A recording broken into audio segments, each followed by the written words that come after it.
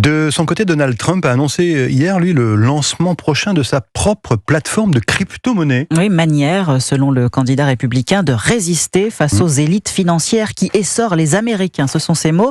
Un revirement, puisque durant son mandat présidentiel, il s'était montré défavorable aux crypto-monnaies, les qualifiant même d'arnaque. Alors, ce genre de monnaie virtuelle séduit pourtant de plus en plus les jeunes. Et en France, 1 jeune sur 4 a déjà investi dans des actifs numériques. Et c'est pourquoi la ville de Talence, près de Bordeaux, a décidé de permettre le paiement en crypto-monnaie dans ses commerces locaux. Une façon d'attirer de nouveaux clients. Reportage du correspondant d'Europe 1, Stéphane Place. C'est une simple application que le commerçant télécharge sur son smartphone et le paiement en crypto-monnaie devient possible.